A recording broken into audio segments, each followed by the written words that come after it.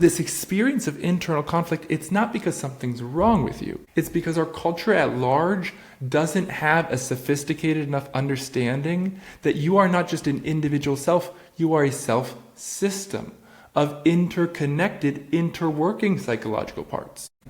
I want to tell you guys about kind of 3 big ideas.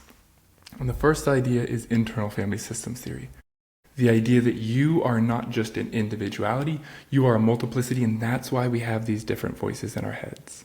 There are different parts of us, and we can actually engage with these different parts in conversation so that we can live in a way that's less polarized. And the second idea, although I'll probably talk about it first, is family systems. Family systems is a theory that recognizes that when we only focus on the individual, isolating them from a broader context, we are missing what's happening within them. And family system postulates that oftentimes when we have a hyper-focus on the individual and their symptoms or the emotional difficulties that they're having, we miss what's actually going on. Because oftentimes individuals that are very emotionally sensitive, who manifest symptoms of anxiety and depression, what is really happening is that they are manifesting these symptoms emotionally of a much broad systemic dysfunction. So we're going to talk about internal family systems, how we come to internalize these voices, the different parts of us. We're going to talk about external family systems, the environment that we grow up in, how it affects us, some of the rules and ways that those external family systems operate. And all of this is going to be hinged on an idea of family systems called differentiation of self. And differentiation of self is the core concept that's really rooted my understanding of the person. Differentiation of self is our ability. It's the task of every child and the goal of every family. And I'll just say this here at the beginning. I'm not going to say it a whole lot. But the hope here and what I'm going to be sharing, this is a little piece of what I'll be sharing in the challenge. So I would love to work with you one-on-one to help you to be less reactive this holiday season as the holidays are approaching. And we do that in a 5-step plan. So there's a comment there. If you send me a DM that says challenge, I'll send you a link. But really what this is, I want to kind of actually teach you and give you guys a feel for what we'll be talking about. These are some of my favorite theories, so I'm really excited to be talking about them. We'll do this for about 10 minutes, and then I'll take about 5 minutes of questions, and then we'll wrap up. So differentiation of self is a theory, a concept that's developed by Murray Bowen. Murray Bowen was a systems thinker, and the central idea in systems thinking is that when you affect one part of the system as a whole is affected at large. So you see this all across with the environmental awareness right now, and this is really where it was emerging. When you put a dam in a river, it doesn't just stop the water, right? It stops the fish. And when the fish aren't able to get upstream, it affects the bears. And when the bears are affected, the whole ecosystem shifts. So Murray Bowen and other theorists as well, but we'll focus on Bowenian family systems, took this idea of systems theory and applied it to the family and recognized that psychology up until then, I think this is probably around the 60s, 70s, 80s, 90s, it was really popularized. Recognizing that in our culture, in the American culture at least, the culture of the West, we overemphasize the individual. Because this is what the scientific method is all about. The scientific method is all about eliminating variables so that we can understand how does this variable affect that variable. And it's really helpful in experiments, but it's not a helpful way to understand complex systems. It's a helpful way to understand how one variable affects another variable. But when we think like that, we negate the fact that there's many more variables than this. And so Murray Bowen developed an idea called differentiation of self. And he said that the core to maturity, the goal of the family, was to help the individual to differentiate. And that means that the individual is able to be connected to other people while also being connected to themselves. He postulated that as humans, we have 2 different dimensions. A dimension of autonomy and individuality, and a dimension of togetherness or unity in relationship. And he says that when we are developing in family systems that are highly emotionally charged, we as vulnerable young children don't have the opportunity to protect ourselves. And so we take on that anxiety and then react from it. And we develop in two ways. We typically either polarize towards individuality. This is somebody who kind of has an identity as a rebel, whose whole identity is in being unique. Or we polarize towards togetherness. And this is the classic experience of being a people pleaser, of being so emotionally sensitive that the wants and the needs of other people really strongly affect us and throw us off of our balance. Murray Bowen said that the goal of the family system is to help the child to be able to say, I am both an individual and I am part of this family without having to sacrifice one for the other. And so this really goes hand in hand with mindfulness. Mindfulness is the practice of non-reactivity, of learning to observe our internal experiences rather than just living out and being driven by them. And so in his family systems theory, he started to study families and recognized that in families with children who manifested symptoms, oftentimes the families had really rigid roles, right? So that might look like really rigid rules. Now these rules of the family, they're not written out, they're not spoken, but it might be something like we don't express anger. It might be something like you never question mom and dad. It might be something like we don't talk about problems. A rule might be something like you have to present a good image to the external world. And so while adults can kind of navigate around this, the young child is just vulnerable to being taken over by that emotion.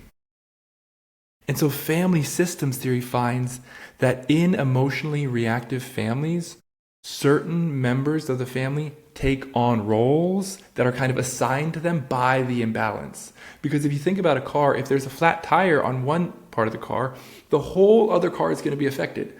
The axles are going to experience tension, the other tire is going to take more tension, and this is what it's like for a child. In a family, if there's tension between mom and dad, right, the child is going to bear the brunt of it, and this is what's called triangulation. Murray Bowen says that when there's an unstable relationship between two people, and the most common way this happens in families is between mom and dad, when there's an unstable tension between mom and dad, what happens is one member will often pull in a third, creating a triangle. So mom is having a hard time with dad, and she starts talking to the son, saying, oh, dad's doing this, dad's doing that. That creates a triangle, which creates an emotionality of the system at the expense of the child. Because then the child is taking on all the stress and the anxiety of mom and dad's role. The child then all of a sudden feels a responsibility to keep mom together or to keep the peace, to keep the marriage together. And so then the child gets forced into this role of caretaker, mediator, therapist. This is a lot of therapists, a lot of us therapists have gotten pushed into this role. And so we've learned how to kind of navigate helping people out.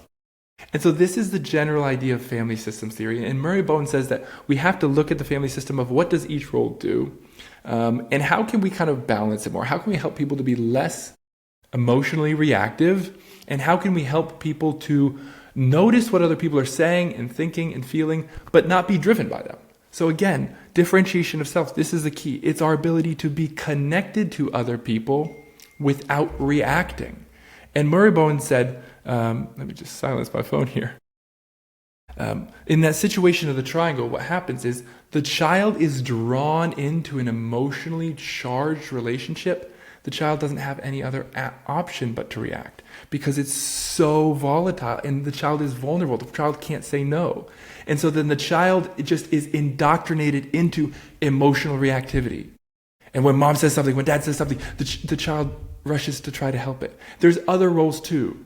You could be the scapegoat, and this happens a lot of times. There's one child that manifests symptoms, and it's like, well, that's the child's fault. The problem child, the golden child, the perfect child, the favorite, the smart one. We get pegged into these narrow roles because of the imbalance of the system, because the feelings are being felt that aren't being talked about. And where this ties in with internal family systems, and this is a theory that's developed by Dick Schwartz. Dick Schwartz says that just like there's an external family system and what one person does affects the other person, and there can have rigid roles, especially in times of tension, Dick Schwartz says that we also have an internal family system. He says it's not very helpful when we think about the individual person as just one individual entity psychologically. Because he says, think about your own experience. You have many different voices in your head, and yet we treat ourselves like we're just this one kind of being. And the image that I like to think of here is almost like an arrow, right? Especially in the West, we think of the person as like this arrow that should be pointed in one direction. And if we feel conflict, we think it's a problem. Your conflict isn't a problem. It's just because you're human.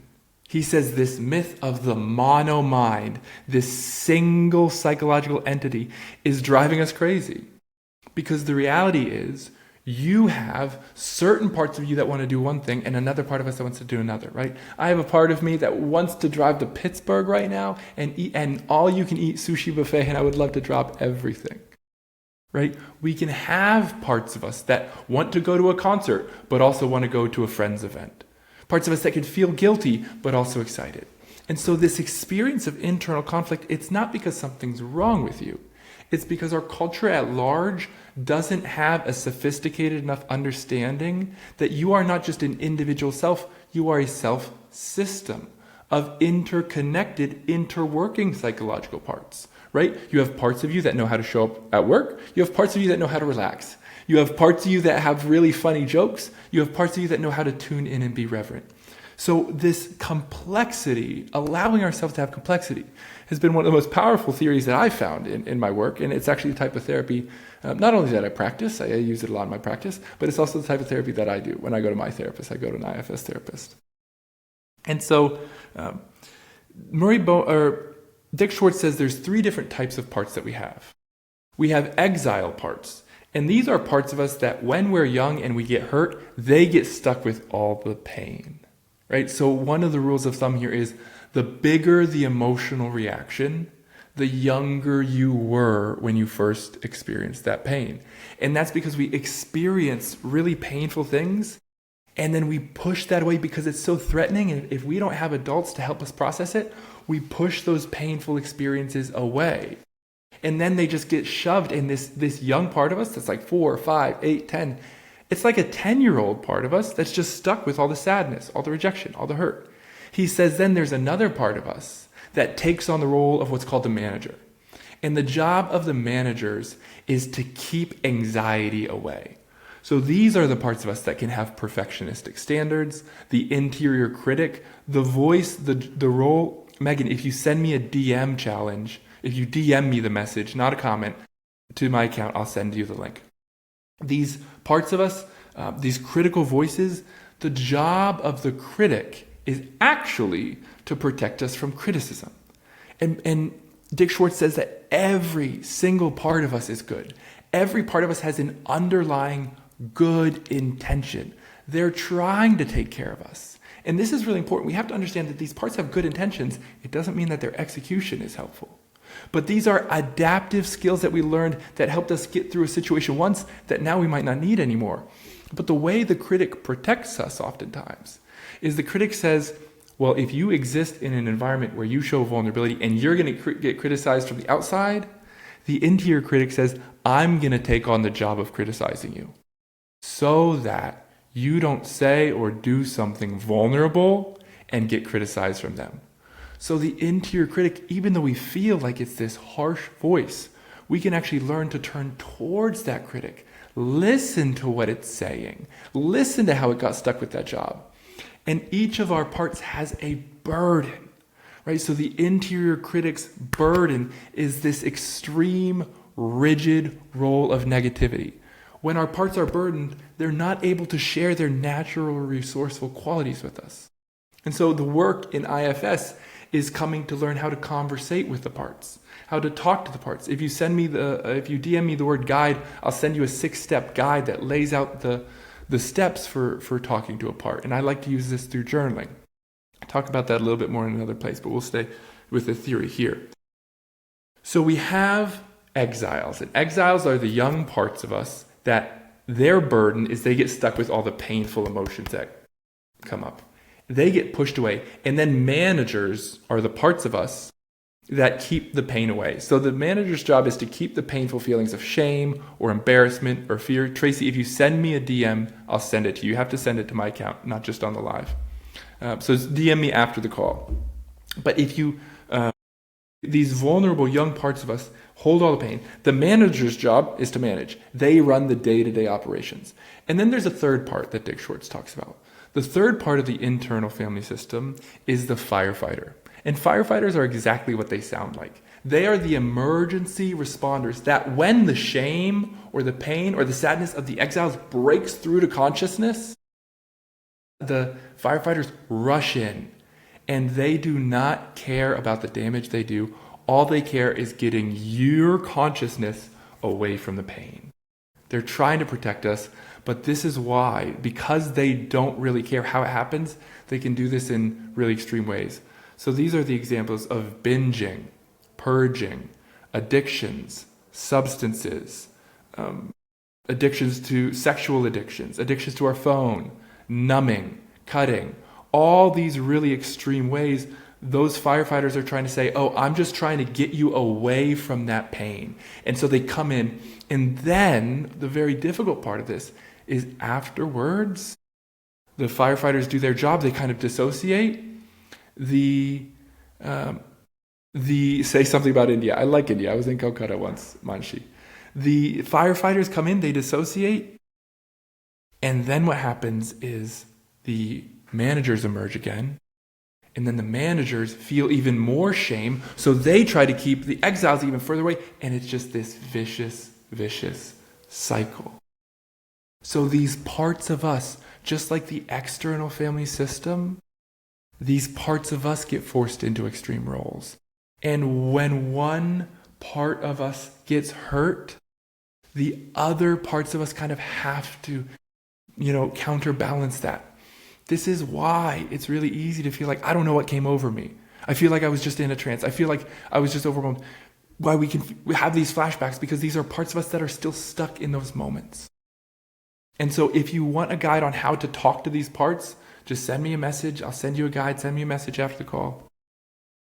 But the beauty here is that when we understand that we're operating not just as this one individual entity, but as a self-system, we can understand that this system makes sense. You make sense. You're not crazy. As Viktor Frankl said, the normal experience to an abnormal situation is abnormal behavior. The extreme feelings you have, you're not crazy. You just haven't learned how to process them.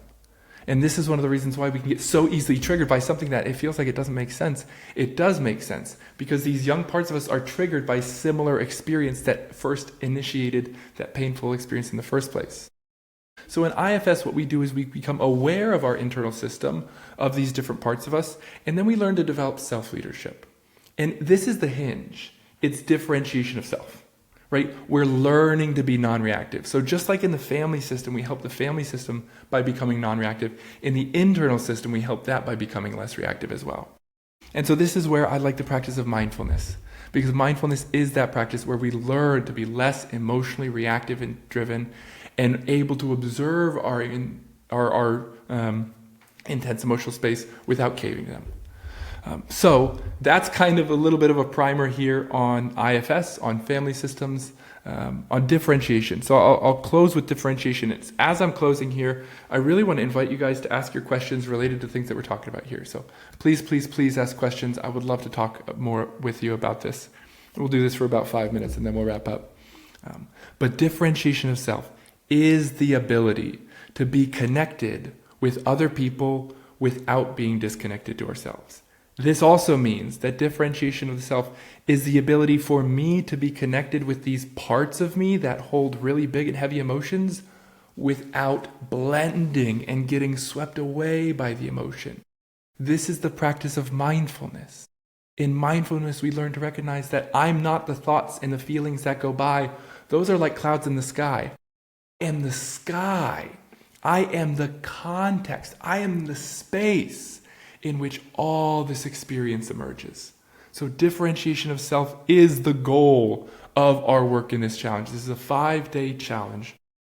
And we are going to be working on helping you to create a plan to be more aware to know what situations are going to come up, to understand your internal system, to understand how it developed in response to your external system, to learn how to regulate and connect with yourself when you're getting overwhelmed, to learn what conversations and difficult situations you can expect, because that's one of the things with family systems, is they're predictable. You know the conversations you're going to fall back into.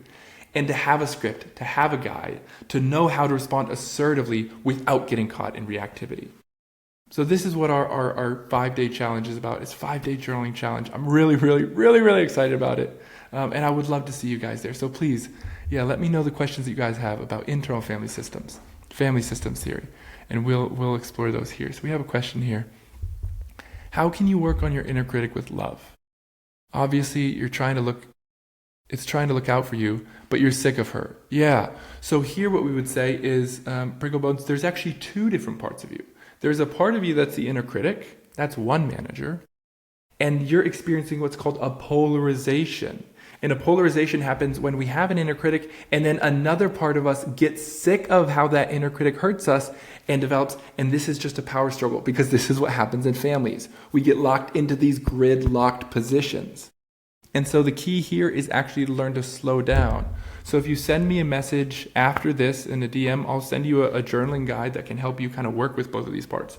But essentially what you need to say is, and this is what we do in a family system, you say, pause. We can't both talk at the same time. The inner critic can't talk at the same time that the part that hates the inner critic is talking. We need to take turns and listen to each. And then you work to negotiate between both. And it's actually remarkably effective. But you have to slow the conversation down. As long as both of those parts are wrestling with each other, you're going to stay in this gridlock position. How do you stop negative self-talk when you feel bad? Can you ask this question again? I stick around. How do you stop negative self-talk when you feel bad, when you've been negative to others?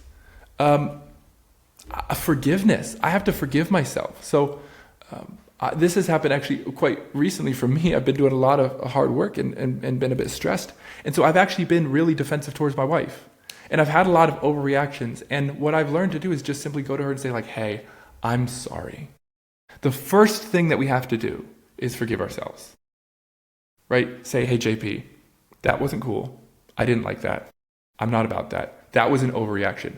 I'm going to recognize that behavior is unacceptable while also forgiving myself. So I'm not going to get caught in this shame spiral. So I'm going to give myself permission to have made a mistake while also acknowledging that it was a mistake and taking accountability for it. And then I'm going to go apologize. So I've just learned really to apologize is one of the best ways that I've learned to respond when I've said stuff that I don't like. But it begins by allowing myself to realize, like, yeah, I don't like that I said that. And then saying that to the other person with sincerity. How can you identify all the parts? This is just practice. So this is one of the reasons why I like journaling. One of the good ways, and this is important too. There are 3 types of parts, but we have many parts, right? We don't just have 3 parts. We also have what's called the self. I can't believe I forgot to say this. The self is that seat of consciousness. The self is the you that's not a part. The self is your awareness itself. And so we're learning to step our awareness back from the parts in their reactivity. This is what happens when we practice mindfulness meditation. If you need some meditations, check out my YouTube channel. This is what happens when we journal, when we work with these parts in this 6-step guide. So the 6 steps are to find the part, to kind of notice where does it need attention, to focus on it, notice how it's showing up in my body, to flesh it out, to see in greater detail how this part, whether it's a voice, whether it's a feeling, because these parts are stuck and stored in our bodies.